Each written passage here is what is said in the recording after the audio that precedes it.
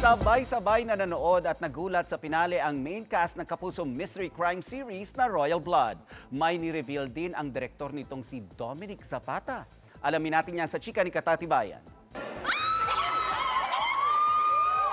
Nagtalunan at naghiyawan ang cast members ng top rating series na Royal Blood habang pinanonood ang final episode ng programa.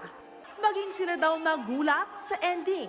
Ayon sa direktor na si Direk Dom Zapata, inilihim talaga nila sa cast at production staff ang ending. Nag-shoot kami ng 4 na versions ng ending.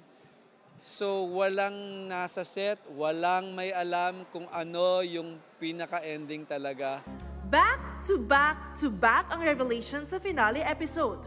Tulad ng kung sino pumatay kay Diana, ang anak-anakan ni Margaret na si Louie.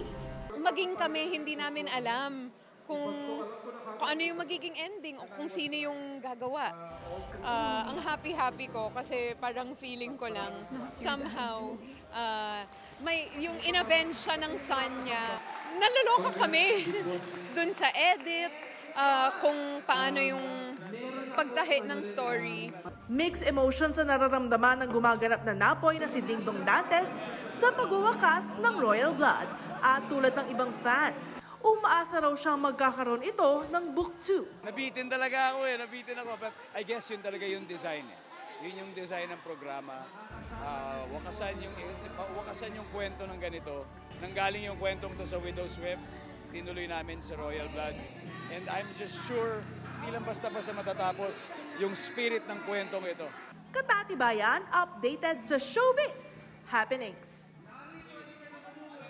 Mga kapuso, maging updated sa showbiz happenings anumang oras. Mag-subscribe sa GMA Integrated News sa YouTube. Para sa mga kapuso abroad, bisitahin ang GMA Pinoy TV at www.gmanews.tv.